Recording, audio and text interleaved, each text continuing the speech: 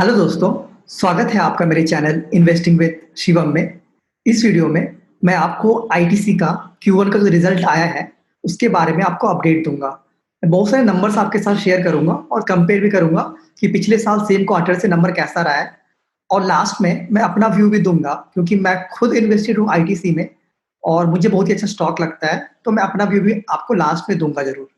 तो आप ज़रूर लास्ट तक देखिएगा वीडियो कि मतलब मेरा व्यू क्या है और आप अपना व्यू दीजिएगा ज़रूर कमेंट सेक्शन में, देखने के बाद ज़रूर दीजिएगा अपना व्यू भी। और मेरे चैनल को सब्सक्राइब करना नहीं भूलिएगा, क्योंकि जो भी कंटेंट मैं शेयर करता हूँ यहाँ वो आपके पास जाता रहेगा अगर आप सब्सक्राइब करेंगे तो। और उससे मुझे भी सपोर्ट अच्छा मिलता रहेगा आपसे अगर आप सब्सक्राइब करेंगे मेरे चैनल को तो। तो साथ ही साथ आप देखेंगे मैंने बहुत सारे स्टॉक का एनालाइज़ किया है। एक्चुअली आईटीसी को भी मैंने पहले एनालाइज़ किया है, तो वो सब वीडियोज़ मैंने एक प्लेलिस्ट में डाल दिया है, जो कि मेरे चैनल पे है। इसका लिंक मैं डाल दूँगा कमेंट्स में भी और डिस्क्रिप्शन में भी। आप देख सकते हैं टाटा केमिकल्स, टाटा एल्क्सी, टाटा पावर, फिर गोदरेज एग्रोवेट, गोदरेज कंज्यूमर प्रोडक्ट्स, बहुत सारे स्टॉक को मैंने एनालाइज़ किया है, अराउंड 15-20। तो ये सब भी जो स्टॉक एनालिसिस मैं कर रहा हूँ, ये सब भी आपके पास जाता रहेगा, अगर आप मेरे चैनल को सब्सक्राइब कीजिएगा तो। चलिए अब ओवरऑल रिजल्ट्स के बारे में बात करते हैं। अब देखिए मैं ओवरऑल रिजल्ट्स के बारे में बात कर रहा हूँ। हर एक कंपनी का एक स्टैंड अलोन बिज़नेस होता है और एक ओवरऑल बिज़नेस होता है। तो बहुत कोई आपको रिजल्ट्स हो सकता है स्टैंड अलोन में दिखाएँगे, मतलब स्टैंड अलोन बिज़नेस दिखाएँगे रिज़ल्ट उसका। बट आप देखिए अब मैं ओवरऑल रिज़ल्ट की बात कर रहा हूँ, overall profit, overall revenue, overall ये सब क्या रहा है। क्योंकि मैं नॉर्मली जब भी मतलब देखता हूँ अगर रिज़ल्ट तो मैं ओवरऑल बेसिस पे देखता हूँ, ना कि स्टैंड अलोन पे। तो आप देखिए रेवेन्यू फ्रॉम ऑपरेशंस क्या हुआ है, वो कम हुआ है। मतलब मैं बताऊँगा रीज़न। देखिए एक बात समझ लीजिए पहले कि इनका जो सिगरेट का बिज़नेस है ना, जिनसे इनका मतलब मोस्ट ऑफ द प्रॉफिट्स आता है, अराउंड 80% ऑफ द प्रॉफिट्स और अराउंड 45% ऑफ द रेवेन्यू आता है। वो 45 दिन तक इस क्वार्टर में जो बता अप्रैल टू जून का क्वार्टर था, उसमें उनके फैक्ट्रीज़ बंद थे। तो उसका इफ़ेक्ट पड़ा है, तो आपको दिखेगा नंबर्स में। तो रेवेन्यू फ्रॉम ऑपरेशंस आप देख सकते हैं 12,500 करोड़ से 10,500 करोड़ हो गया है ईयर ऑन ईयर बेसिस पे, जो कि 16% डिक्लाइन हो गया है। प्रॉफिट बिफोर टैक्स देखिएगा तो 5,000 कुछ मतलब 5,000 करोड़ से अभी हो गया है 3,400 करोड़, जो कि 27% का डिक्लाइन है। और टोटल प्रॉफिट्स मतलब आफ्टर टैक्स जो होता है, ओवरऑल प्रॉफिट्स वो डिक्लाइन किया है 19%, क्योंकि पिछले साल ज़्यादा टैक्स था, अभी थोड़ा कम हुआ है, इसलिए ओवरऑल प्रॉफिट थोड़ा टैक्स के बाद उतना डिक्लाइन नहीं किया है। अगर आप ऑपरेटिंग मार्जिन देखेंगे तो हाँ, यहाँ मतलब 10% कम हो गया, 38% से आप देखेंगे तो अब 27% हो गया। 10% नहीं बोलूँगा बट मतलब देख 38% 27% हो गया आप देखेंगे तो एब्सोल्यूट मतलब परसेंटेज टर्म्स में, तो वो कम हो गया है यहाँ पे। अब रीज़न रीज़न ये बताऊँगा क्यों कम हुआ है, आपको भी पता चल जाना चाहिए कि क्यों मतलब एबिटा इनका जो एबिटा मार्जिन है, ऑपरेटिंग मार्जिन कम क्यों हुआ है इतना। अब देखिए अब मैं सेगमेंट वाइज़ बताता हूँ। इनका मेन जो पैसा है आता है सिगरेट से और एफएमसीजी से। मतलब इनके और भी बिज़नेस है, होटल्स का है, एग्रीकल्चर मतलब एग्री में है, पेपर पैकेजिंग का है, बट इनका मोस्टली पैसा आप मैं बताऊँगा सिगरेट्स और एफएमसीजी से आ जाता है। अब देखिए सिगरेट्स इनका मेन है, अभी भी सबसे ज़्यादा मतलब रेवेन्यू और सबसे ज़्यादा प्रॉफिट इसी से आता है। तो देखिए रेवेन्यू में आप देख सकते हैं मत एक्चुअली मैंने गलत लिख दिया है। मतलब इस साल 4,000 रेवेन्यू आया है मतलब इस क्वार्टर में और पिछले साल ये 6,000 था, वो मैंने उल्टा लिख दिया है वहाँ पे। तो मतलब 4,000 अराउंड करोड़ आया है इस क्वार्टर में रेवेन्यू उनका सिगरेट से और पिछले साल सेम क्वार्टर में अराउंड 6,000 था। जो मैं बताया 45 दिन इनका फैक्ट्रीज़ बंद था, जो कि 27% डिक्लाइन हो जाता है रेवेन्यू में। और आप प्रॉफिट्स में देखेंगे तो पिछले साल सेम क्वार्टर में 4,000 करोड़ था, जो कि अब 2,500 करोड़ हो गया, जो कि 40% डिक्लाइन है ऑलमोस्ट। मतलब प्रॉफिट्स इनका अच्छा डिक्लाइन किया है। इसका रीज़न मैं बताऊँगा क्यों इतना ज़्यादा डिक्लाइन किया है। मतलब आपको देखिए आप देख सकते हो, रीज़न देख सकते हैं। प्रॉफिट बिफोर टैक्स मार्जिन देखिए इनका कितना कम हो गया है। इनका मार्जिन 58% था, मतलब 58% हुआ है इस क्वार्टर में। पिछले साल सेम क्वार्टर में 68% था। इनके सिगरेट्स के मार्जिन पे असर पड़ा है। क्यों? जो बजट आया था, उस पे सिगरेट्स पे टैक्स बढ़ा, बट आईटीसी उसे पास नहीं कर पाई मतलब कॉस्ट बढ़ा के अपने सिगरेट्स को। तो उसका असर पड़ा और प्रॉफिट्स उनका अच्छा डिक्लाइन हुआ यहाँ पे। अब देखते हैं एफएमसीजी अदर्स को, जहाँ पे उनका मतलब मेन एफएमसीजी बिज़नेस है ना, मतलब जैसे वो आशीर्वाद आटा ये सब जो बेचते हैं, उसमें देखते हैं। तो उनका रेवेन्यू देखिए बढ़ा है इसमें, जो कि मुझे बहुत ही अच्छी बात लग रही है, जो मुझे मुझे पता था कि इनका सिगरेट बिज़नेस खराब करेगा, मार्जिन थोड़ा खराब होगा, प्लस रेवेन्यू ये सब डिप करेगा। बट एफएमसीजी अदर्स में देखिए मतलब इनको फ़ायदा हुआ है। इनका जो प्रॉफिट्स आप रेवेन्यू देखेंगे तो 10% अप है। मतलब एक्चुअल से भी अच्छा है, मतलब एक्चुअल भी मतलब आप देखिए उनका 6% ही इंक्रीज़ हुआ था, एक्चुअल से भी अच्छा है। तो 3,000 मतलब 3,068 करोड़ से वो हो गया है 3,378 करोड़, ठीक है? प्रॉफ़िट देखिए कितना अच्छा जंप किया है, मतलब प्रॉफ़िट भाई बहुत कम है, इनके मार्जिन्स बहुत कम है।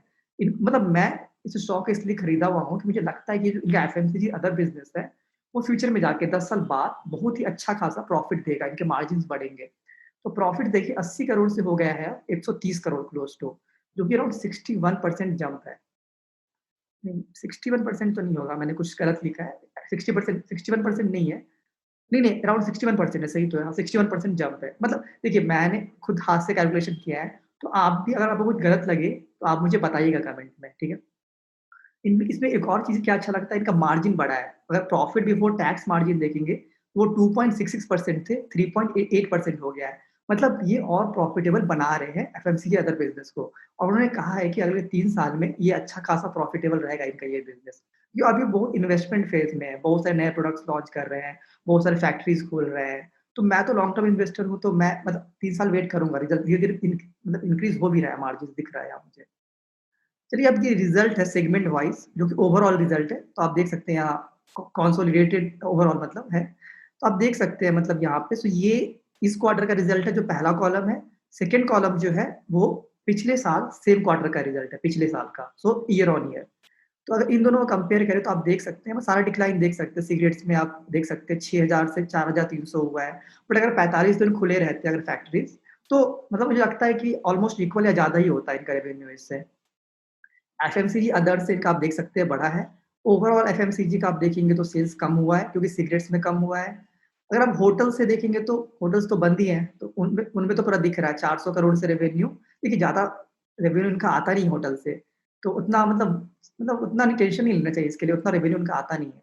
400 से दो 24 हो गया है। इनका एग्री बिज़नेस स्टेबल रहा है, मतलब एक्चुअली इंक्रीज़ हुआ है, क्योंकि मतलब एग्रीकल्चर अभी भी अच्छा कर रहा है आप देखेंगे तो, उसके कारण इनका इंक्रीज़ हुआ है यहाँ पे, मतलब ये इनका स्ट्रॉन्ग पॉइंट है एक।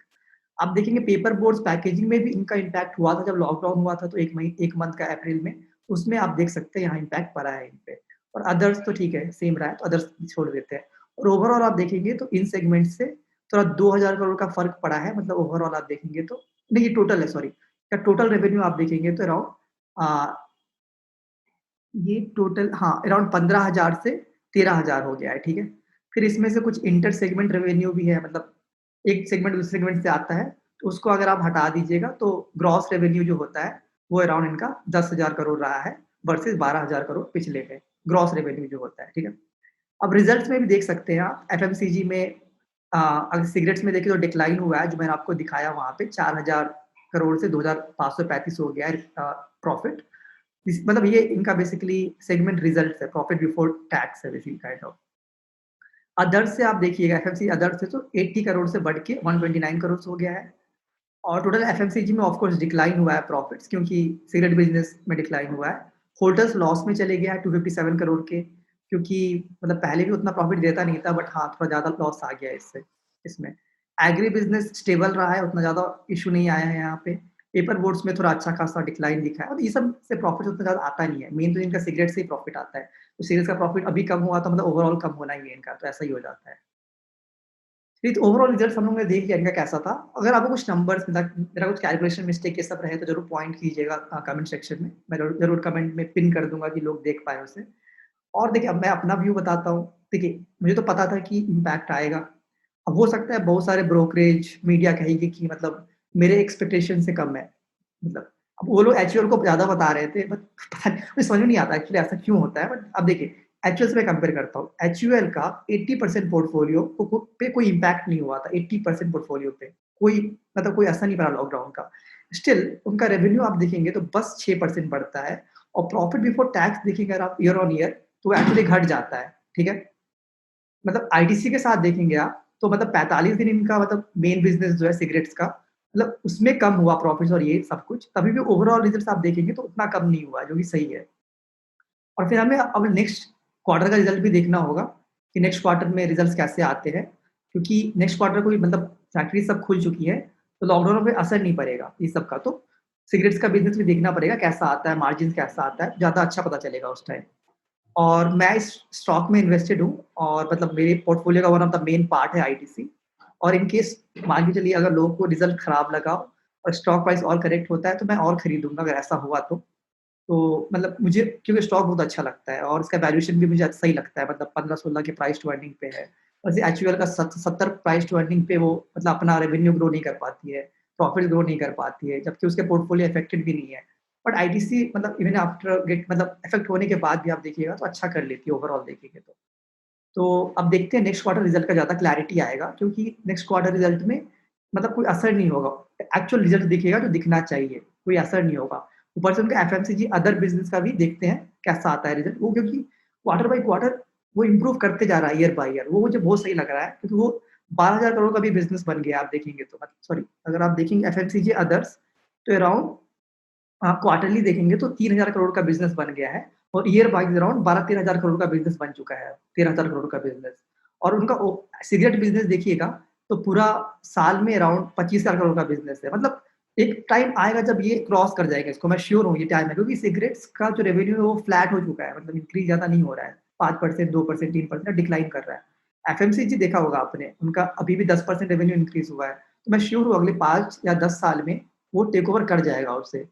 और एक बार इनका प्रॉफिटेबिलिटी बढ़ जाए, मतलब ये अपने मार्जिन्स एफएमसीजी अदर्स में बढ़ा दे धीरे-धीरे करके, जितना एचयूएल ये सबका है। एचयूएल सब अराउंड 20% मार्जिन पे ऑपरेट करती है।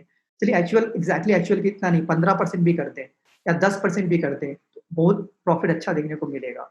इसलिए मैं इन्वेस्टेड हूँ इसमें, मेरा ये रीज़न है और मैंने एक वीडियो बनाया भी है आईटीसी पे अलग से, तो आप देख सकते हैं। उसमें मैंने ये रीज़न एक्सप्लेन किया है। तो ये मेरा व्यू था आईटीसी पे। अब आपसे पूछिएगा, मुझसे मत पूछिएगा कि कल स्टॉक प्राइस बढ़ेगा या घटेगा, मुझे कुछ नहीं पता। मतलब वो तो मतलब स्टॉक मार्केट है, सुप्रीम है, मतलब उससे मतलब लोगों पे डिपेंड करता है, लोग कैसे रिजल्ट्स को लेते हैं और आईटीसी का तो कुछ पता नहीं रहता है। अच्छी न्यूज़ पे भी गिरता है स्टॉक प्राइस, खराब न्यूज़ पे ही बढ़ता है, तो कुछ पता नहीं रहता। मतलब सॉरी, खराब न्यूज़ पे और गिरता है और अच्छी न्यूज़ पे भी गिरता है मतलब। तो ऐसा है आईटीसी का रिजल्ट मतलब स्टॉक प्राइस। तो मेरा यही व्यू था आईटीसी पे। आप ज़रूर अपना व्यू भी आईटीसी पे बताइएगा, जैसा आपको लगा, मतलब रिजल्ट कैसा लगता है, आपका स्टॉक कैसा लगता है, ज़रूर कमेंट में बताइएगा। तो इस वीडियो के लिए इतना ही, धन्यवाद।